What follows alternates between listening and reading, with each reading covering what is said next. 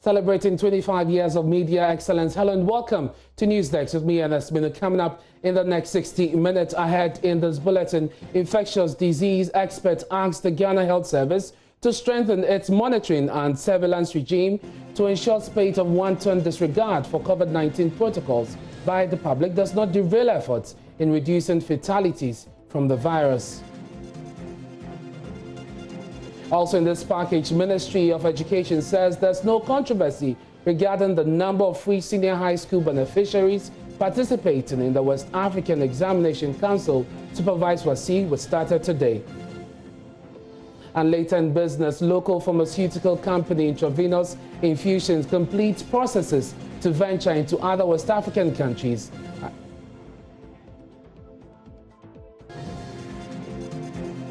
We have details of all these and more, plus the latest in sports. I'm Ernest Minu. Thanks for joining us.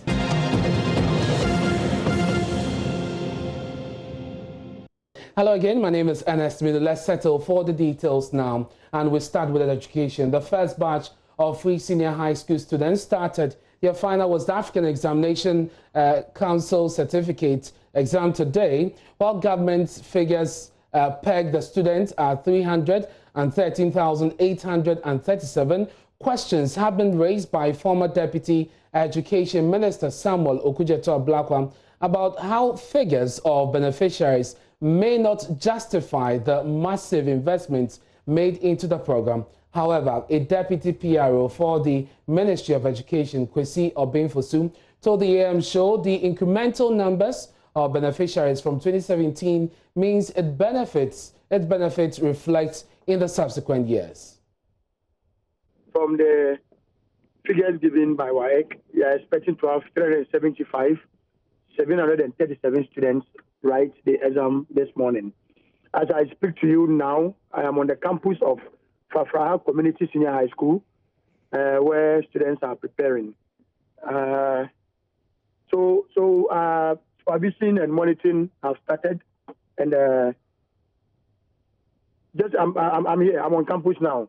So preparation is going on because it is not a core subject. Most of the students that are taking the practicals are also prepared and ready and are taking the exams this morning. So we are looking at around over 313,000 students from the public schools. That is under the Phase Test program. If you've observed the way WAEC conducts the exams over the period, when we talk about social distancing, it is something that has been part of our exam setting. That is, in this case, people are well spaced up, people are arranged such that they don't get opportunity to eavesdrop or stretch and then, as somebody say, peep on other people's examination papers. But what we are going to ensure now is that because of COVID, if there is a need to further separate the districts and arrange it such that there will be no contact, there will be no encounter among the students, we're going to ensure that. For the places I've been to and I've visited their halls, I think they've done that. They've reduced the number of students in the hall, and some are even using the classrooms. They have arranged all the desks in the classrooms as well. So the protocols are being observed here. As I entered the school, while I was talking to you, I needed to pause because I was going through the normal routine checks, taking my temperature, and I was being asked to wash my hands before I can even get out from my car. So I believe everything is under control. They are ensuring the protocols are being observed.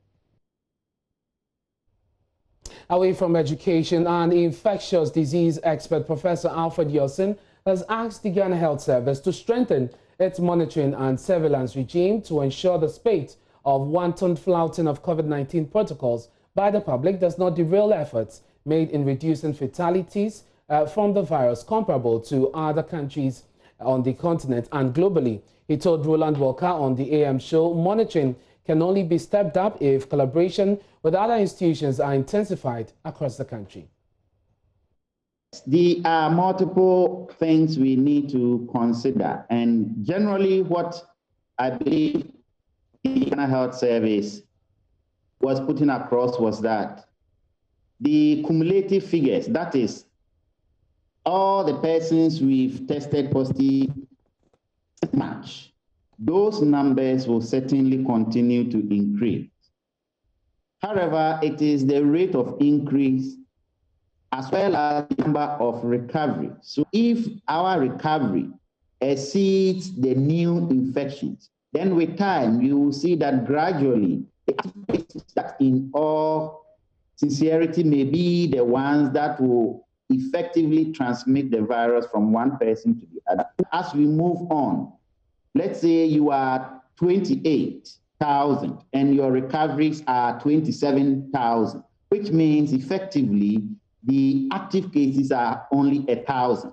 That is, for example, if we do not continue on the trajectory and we relax and do things otherwise, bring people together in masses and do things that will increase the rate of new infections, then the number of active infections will continue to increase, and it's from among those that unfortunately some may perish. What we need to continue to observe and to do is to reduce the number of new infections being recorded. Fatality rates have relatively been lower.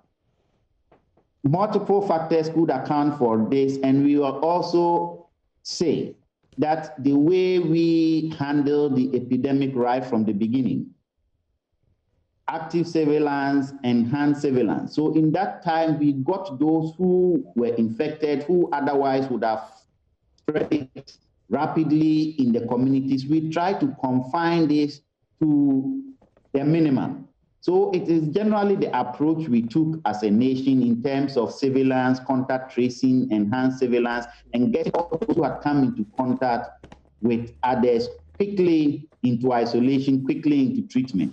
Once you bring people into treatment early, then you are able to manage the complications. And here we must pay a lot of tribute to our health workers who are in the front line, who are doing everything, sometimes under very difficult conditions, to save the life of our folk. And we must commend them. They've done quite a great job and they continue to do. The testing is important, it's critical. We need to continue to test. It is only through testing that we see the real picture. Therefore, the fact that you test more, you get more, it's important, but it's not adequate. We still need to continue to test. And all the challenges, we should, as we go on, try as much as possible to reduce the turnaround time for receiving results. So as for testing, we need to continue to test as we are doing. We need to put in measures to decentralize the testing as much as possible so that all areas of the country will have capacity to test. He also commented on the recall of students back to school amidst the COVID-19 pandemic. Once we got the children into school in the first place, there was no reason to send them back home, because that was going to create a much bigger problem. So once they've gotten into school and we know where they are in relatively more confined areas, then all we needed to do was to improve our targeting and tracing. Wherever a case is detected, you move in, you do all the right things, and still keep the children in school. So now that they are in school, all must be done to ensure the safety of the children, the safety of the teachers, and then give assurance to the parents that the children are being well taken care of. And then we can hopefully see them through their exam, which is, for us, the crucial point. Once they get through the exam, then measures can be taken in put in place to then send them back home safely. And we'll return to bring you some more stories on education, but still on health. The Ghana Health Service says despite continued education, demand for maternal and reproductive health services is on the decline. Authorities attribute the worrying trend to fear of those who need such services to contract COVID-19 during visits to the health facilities. The Ghana Health Service Adolescent Health Unit, however, says the measures are in place to guarantee safety of women and other patients. Ohiminteya has more in the following report. Ashanti Regional Adolescent Health Coordinator Ebenezer Amankwa addressed a 2020 World Population Day event in Kumasi. He indicated anti- and postnatal services labor and skilled deliveries have all dropped. Mr. Amankwa points out, though the trend has forced maternal deaths drastically down, the long-term implication can be dire. Earlier in March this year, the Health Service had raised similar concerns about lack of patronage of such services. Though figures are readily unavailable, JoyNews checks, however, revealed the situation has worsened, as Mr. Amankwa confirms. Currently, just like in March, it's still like that because there is a fear of people who don't really have anything to do outside visiting the health facility. And it doesn't mean that people are still not getting pregnant. People are getting pregnant. So why are we not seeing them at the facility? It is something that we are looking at. It doesn't mean that children are not due for immunization. They are due. But why is it that they are not getting it? And that is the more reason why we came up with this guideline, so that it will guide us to work and provide the optimum level of care to the mother, to the baby, and to the adolescents. And so we are still working around it. Unfortunately for us, if you look at our indicators, we are not doing so well. Antenatal services compared to last year, the same period, it has dropped. Labor and delivery, skilled delivery services have dropped. Postnatal services have dropped. And because these ones are dropping, our maternal death has also dropped. Health authorities are studying the development as Ghana Health Service outdoors guidelines for optimal maternal and reproductive care in the face of COVID-19. Special premium is placed on limited contact between patients and caregivers. Mr. Amankwa wants service seekers to take advantage of the arrangement. During this COVID, we have seen that there is no issue in relation to contraceptive use. It means that mothers who are family planning clients or mothers who are practicing family planning services, they can still continue to provide the service, to get the service and use them. So we have a few guidelines that we've come up with.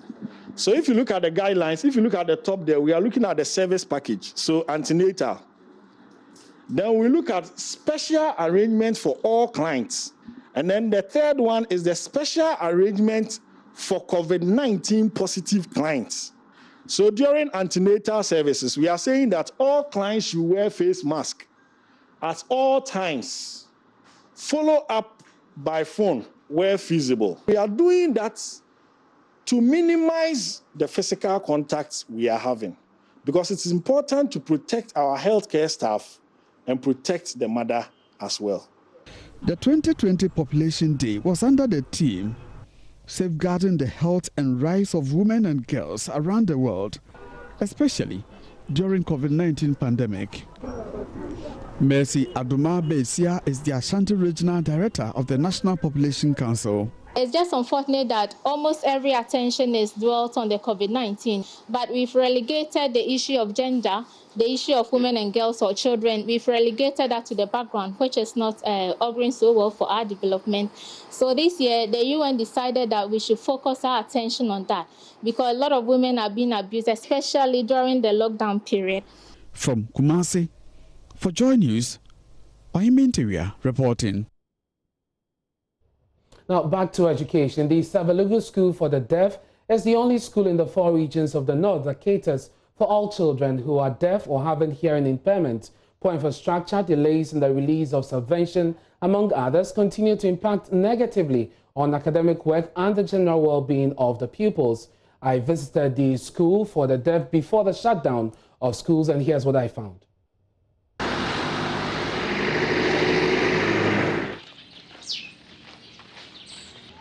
A peaceful community full of cheerful and brilliant pupils whose warm smile and energy create a beautiful environment full of love.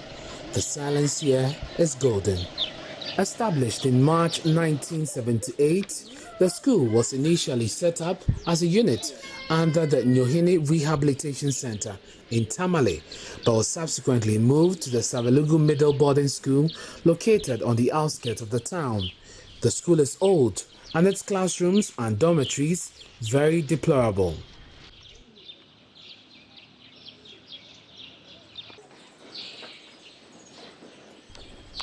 The campus is always eerily silent every time.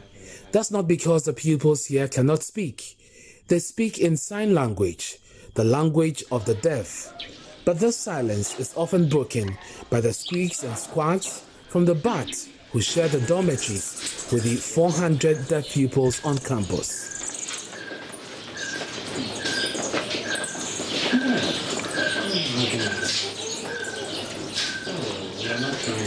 Though most of these students cannot hear the noisy bats, the presence of these animals seriously affects education.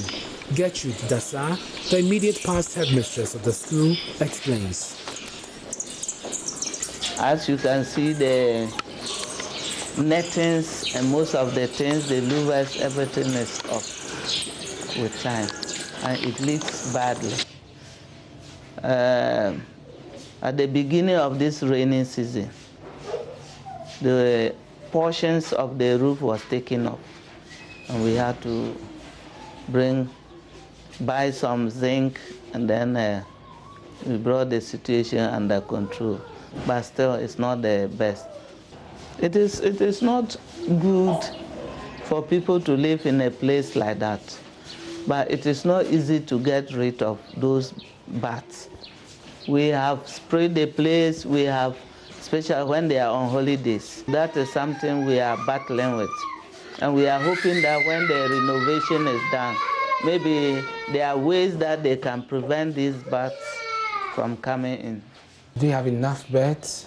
They do not have enough beds.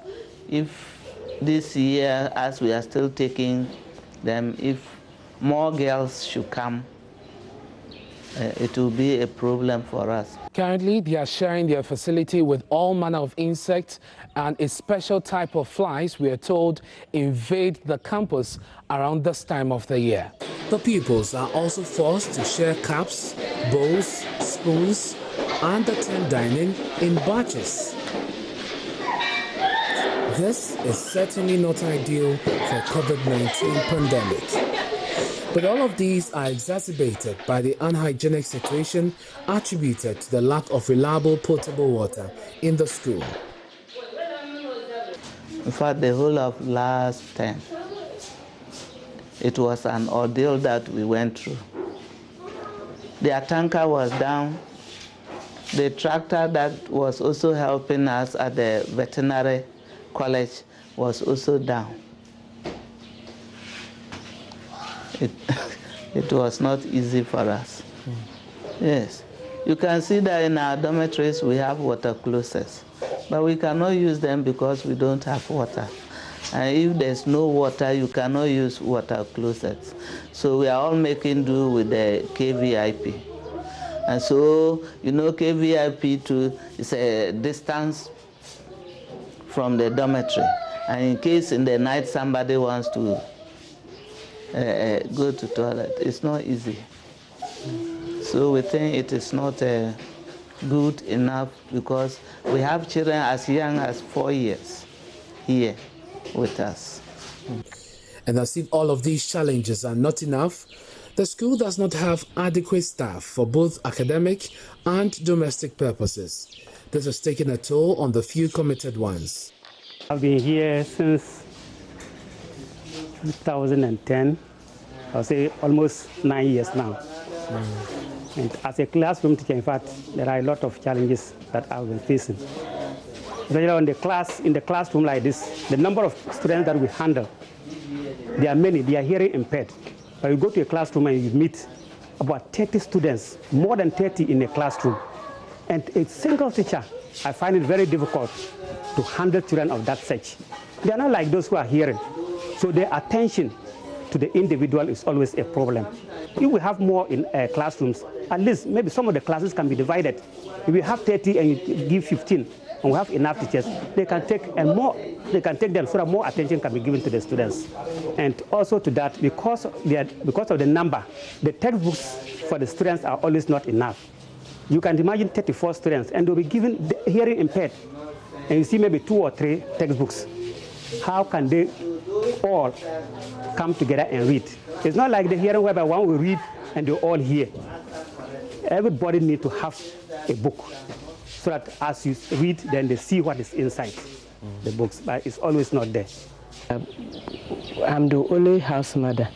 We were 2, but the other one went on retirement on the 2018 March. Since then, we didn't get anybody. And another challenge is we don't have clinic in the hospital, in the school. So anytime a child is sick, I will send the child to the hospital. Maybe you will go and they will admit the child. You have to stay there and leave the children. The problem is the small ones. But now that the grown-ups have understood me, they help me with the washing, the children's things, washing of the children's things. I have about 183 boys. So I wonder how these children are able to keep a smile and radiate such joy in the midst of these problems. Perhaps a gift from God, but their fingers remain crossed, hoping that one day government and the society will open its ears to this. And we'll bring you more on this story in our subsequent bulletins. But right now, let me take you to the markets. There's an ongoing cleaning exercise in various markets in the Greater Accra region as part of a Phase 2 disinfection and irrigation program to complement efforts at reducing COVID-19 infections. The cleaning is being done by soldiers and police officers in collaboration with the Accra Metropolitan Assembly. My colleague Maxwell Alba joins us via Zoom with more on this. Maxwell, where are you now and what can you report?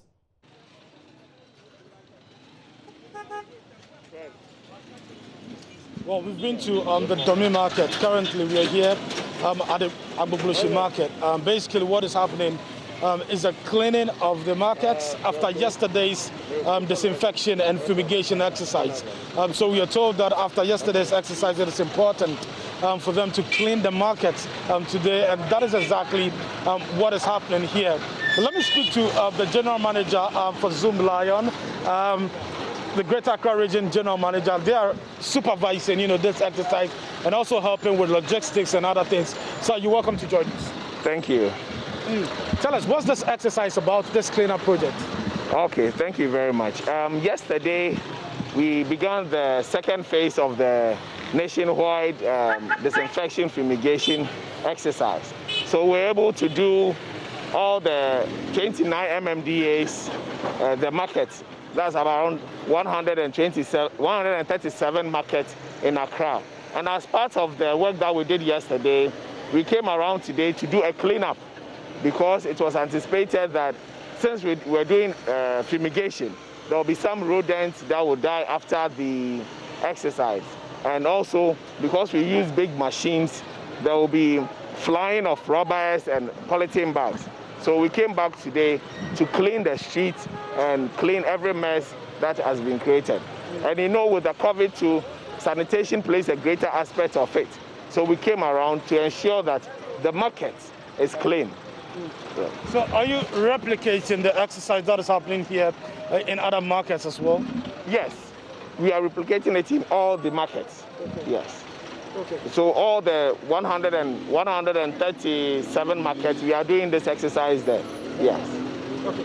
Well, the concern that many have raised is that usually after cleanup exercises such as this one, the vehicles delay in, the materials have been desilted. Vehicles delay in conveying them to the appropriate place so they get back into the drainage system. So what are we doing to ensure that all of this rubbish that we're taking out of the drainage system do not go back in there? Okay. They don't delay. In some places, especially in the big drains that we have the garbage very wet. When we take the waste to the recycling plant, it doesn't take wet material. So sometimes we deliberately delay it for the water content to seep off. Then we pick it up.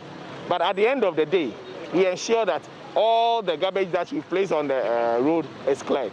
Okay. So we're at the Domi market today, and the the market is not working because they are cleaning the place, right? Tell us, how important is this exercise? It is very important because now all that we are talking about is health. You understand? So now because of the COVID, periodically, you can recall, periodically we go to the hospital to do checkup. But now because of the COVID, people are even afraid to go for their normal checkups because the COVID is not a respecter of person.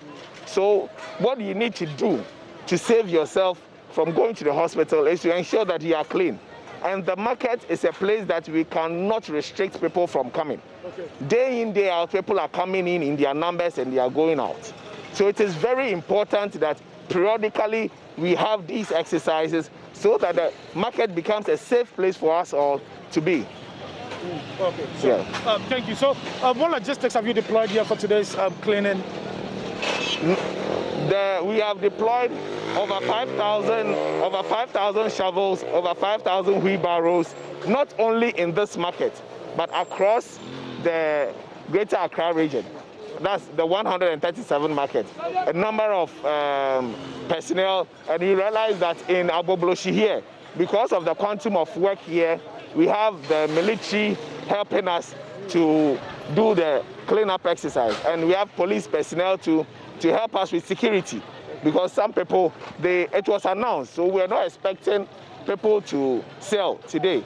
But some of the markets, you see that traders are there and they are trading. So we brought the police to ensure that everything is secure. That's why we brought them.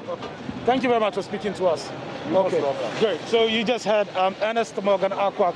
He's the general manager for the Accra region for Zoom Lion. He works with Zoom Lion, and he's been talking about what the logistics have deployed here for today's cleanup exercise after yesterday's disinfection.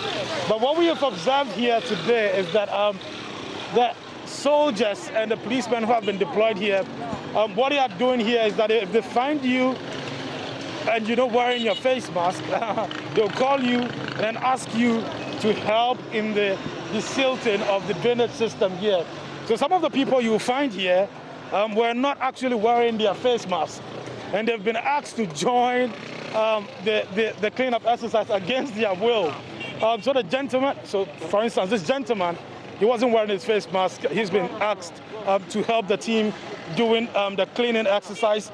Some of them, you'd also find them here. You'd also find some of them here also helping. And that was what we found when we visited the Domin markets as well, in the Gang East Municipal Assembly also. Police personnel were deployed on the streets, and what they were doing is that as the cleaning exercise was going on in the Domin market, persons who were not wearing the face mask were asked to join in the cleaning exercise. I want you to show what is happening. Show you what is happening there right now. You can see that soldier standing very close to that young man. He was not wearing a face mask. He was called to join in the cleaning exercise. He has been forced to buy a face mask, and now he's going to be given a broomstick to join the exercise. This is against his will. You can see clearly he really does not want to do it. If he had a chance, he would run away. That's what we've seen here. Quite a number of people, some of them motor riders, they really do not want to join the exercise. You ask them for their face mask, they don't have the face mask. If you tell them to join, they try to escape. But the strong military men here are able to get them back to help in the cleaning exercise. So basically, that's what is going on. I want to show you what is happening here also. So all of these men you're seeing in that drainage system were not wearing their face masks, and the military men here asked them to, join in the cleaning exercise. Wait, what's happening here? I'm going to Takrady. My car did this thing. Jenny market inside, so I'm going to take I'm going to push the truck go. And so why were you kneeling down? Why were you on the floor? I'm begging because I'm going to Takrady, but I'll be late. Why? Well, you were asked to join the cleaning exercise? No, I'm going to Takrady. So if I join, were you asked to join the cleaning? Were you asked to join? That's why I'm begging. You were not wearing your face mask. Because they call me. The time I pick the call, I'll be late. But you could have answered the call with a face mask on. Why? If I answer the call in the face mask inside, Come again? If I answer them call in the face mask inside, the person is not hearing the call. Okay. So wait, you are saying that if you had your face mask on, the person would not hear you on the phone? The person is not hearing me. Put it under your chin. Press under my chest. So, please, I'm begging. And now they want you to go and work, and I say what? I beg. You are going to Takrady? Yes, because I'll be late. What you just saw mirrors what we've been seeing, here for the past 2 hours. You find a lot of people not wearing their face mask, and when the militarymen ask them to join in the cleaning exercise, some of them really would not want to do it, but at the end of the day, they get them, to join the cleaning exercise. If you're not wearing your face mask, maybe today is not a day that you'd want to use this stretch because you'll be forced to join the cleaning exercise. I mean, aside from that, some of the policemen themselves and the soldiers here are also helping to, to clear the drainage system, and they'll need more hands. They tell us that they'll need more hands. So for persons who are not wearing their face masks, they're going to force them, to join them in the earnest. Thank you very much, Maxwell Adobda, for bringing us an update on what is happening in our markets. The disinfection exercise being done in collaboration with the Ghana Police Service and also the military. You saw some people being asked to clean because they're not wearing their face masks. Human rights experts and activists have already raised concerns when we saw this being done in Kumasi earlier, saying that it is against the law. Maxwell, I don't know if we saw this in the market, that some market women were still operating despite the exercise which has been carried out today.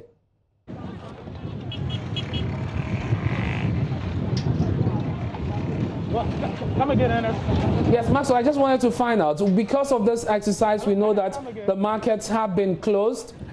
Did we have instances where some women were in the market operating just so that, to the displeasure of the security personnel, and was there any confrontation? Can you report on anything like that?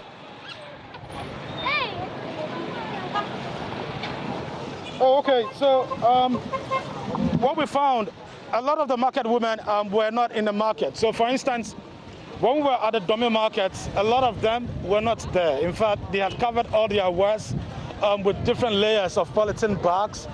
Even the patrons who usually would be at the market were not there. We're told that they were informed yesterday that there will be a cleaning exercise. So many of them did not show up. But contrary to what we saw there, we are told that persons here were also informed that there will be cleaning exercise, so they shouldn't come to the market. But it looks the case that many of them defied, that directive that was given. They came to the market anyways. But there has not been any confrontation between security personnel deployed here and the market women or the sellers here. The only thing we've seen is that persons who are not wearing their face masks are asked, to join in the cleaning exercise. So the situation is quite different.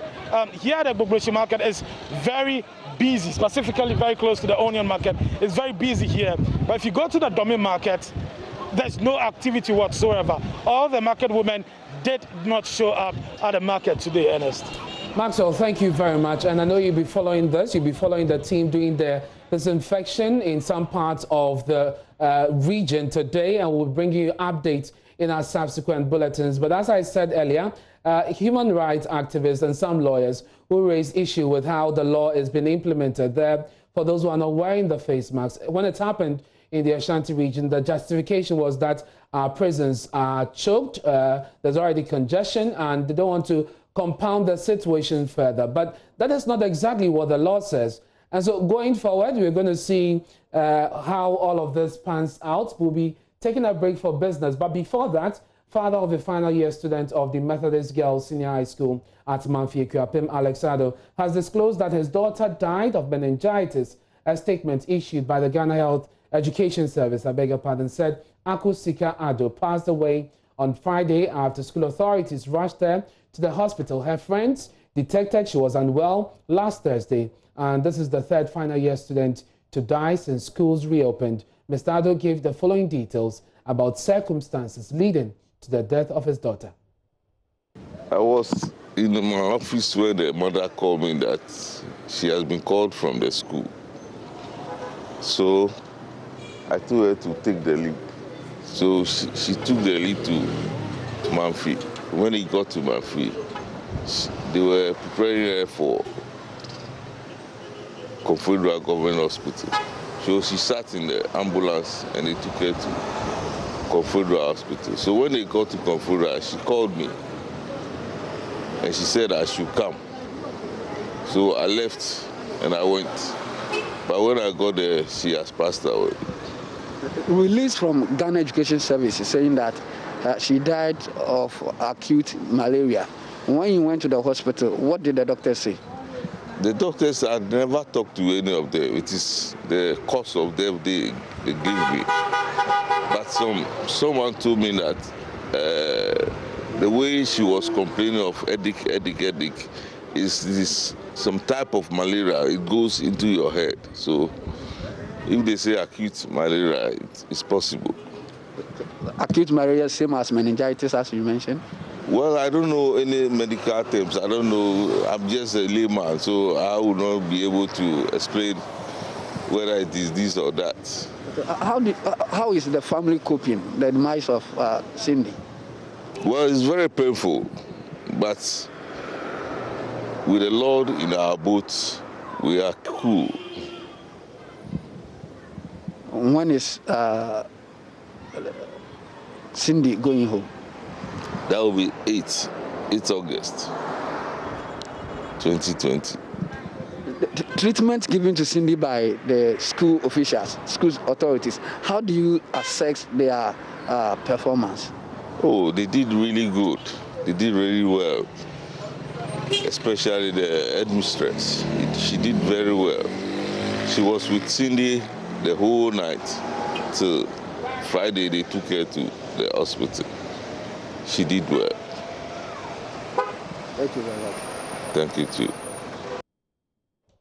Now, a year after the inauguration of the OTI region, its regional minister, Kwesi Owusu-Yeboah, says he's unhappy about the region's continuous appendage to the Volta region. Mr. Yeboah says the region must be given full autonomy to independently function and its institutions as well. Now, currently, the region has some of its administrative duties being performed in the Volta region. Correspondent Peter Senu has more in the following report.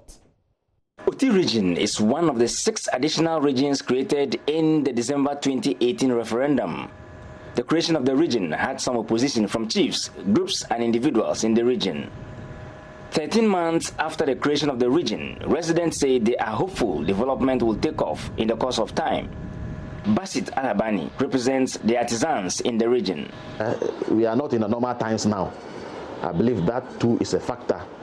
Now the government focus has gone on to the COVID-19 and its combat.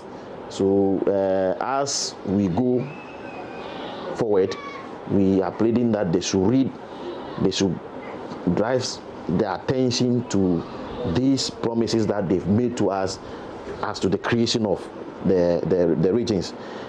We heard they will be giving us regional hospitals.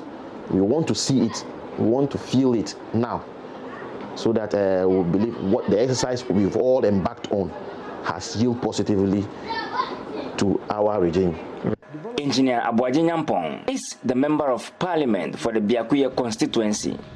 For him, it has been a good 1 year. 1 year is a short time, but then so far it has been good because certain key decisions have been taken, like not concentrating all the establishments in one town. I know education is in Jasikan, Agric in a different place, and so on. It is a novelty that is going to help all the towns have access to infrastructure, to development, and that is very good for us, so that everything is not concentrated in one place. Dixon Yao Jambibi represents cocoa farmers in the region. For him, Cocoa Board must consider establishing its head office in the region since it is one of the largest cocoa producing regions. Separate us from the Volta region and creating OT, you have to enjoy from our cocoa productions. So your major concern now is that now you need your administrative offices as a region. As a region, there should be a regional office for cocoa production in OT. The regional minister, Kwesi Owusu-Yeboah, shares in his views. Production is mainly from the OT region. The OT section of it. And yet, the Cocoa Board is not in the OT region. So I think that is a perfectly legitimate demand on the part of our people, and I'll continue to pursue that. It's that time that we also get officers based here. For him, the region's continuous appendage to the Volta region is of serious concern to him. It is of very serious concern to me. OT is being treated as though, as I said, we are always an appendage to Volta or to the eastern region, which is most inappropriate.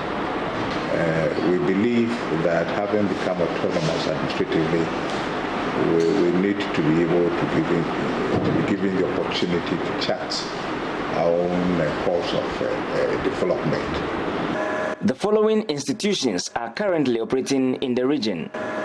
For now, we have regional directors of feeder roads, of our own, of highways, and of urban roads. For several months now, the minister and some of his key staff have been living in hotel accommodation. This is due to accommodation challenges in the regional capital, Dambai. Meanwhile, the OT Regional Office Complex and bungalows are at different levels of construction. The minister's initial accommodation, which used to be the accommodation for the municipal chief executive, is under renovation. Until such time that all these construction works are completed, the status quo remains same. Peter Senu for JoyNews. And here in the studio, my name is Ernest Mini with News Text. We're taking a break for business because the intravenous infusion company has completed processes to venture into other West African countries with their business. Daryl Kwao has details after this break. Please stay.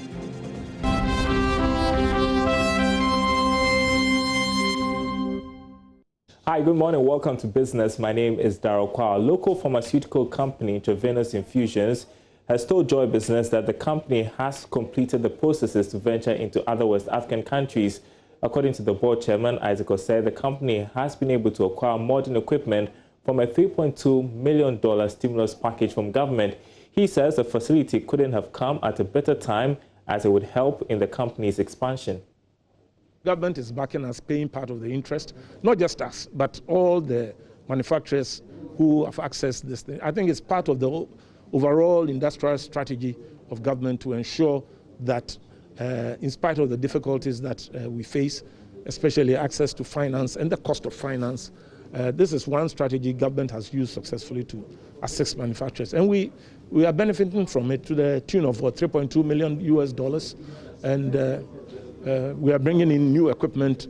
If perchance you find yourself in Kufuor, some of the equipment has already come in, and we are now making arrangements to install them, which will enhance our production capacity and productivity. So I think the government, in that sense, has done extremely well to support not just intravenous, but also several other industries who have benefited from it. And people know, that intravenous is the major industry in the Eastern Regional Capital area.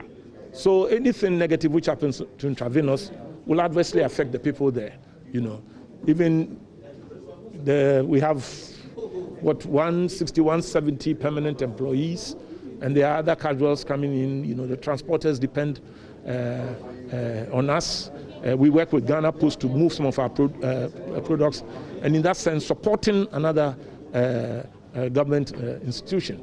So intravenous is like a community company, just there at Effigiase, not in Kofodia, but in Effigiase, and providing employment and other externalities to the people in the area. Now, some setback for government in relation to a 6-year bond sale. It failed to raise a projected amount of 800 million cedis. The following report analyzes how this development could impact on government finances.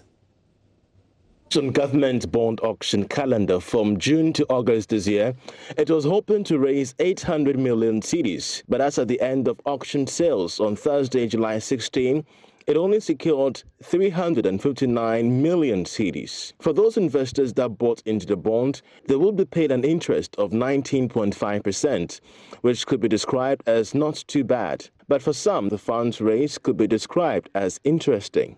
This is because of its impact on government finances, as it's planning to use funds raised to meet its expenses and also pay off maturing bonds. So what happens now that they've not been able to secure the entire funds? Why couldn't government raise all these funds? Could it be due to development in the economy or due to the COVID-19 pandemic, which has made the attraction of offshore funds very difficult? Again, what would have happened to the remaining bonds yet to be issued? One can talk about the upcoming 10-year paper and 20-year bond. Government, through its book building approach, is planning to raise some 17.8 billion cedis through bonds and securities from June to August this year.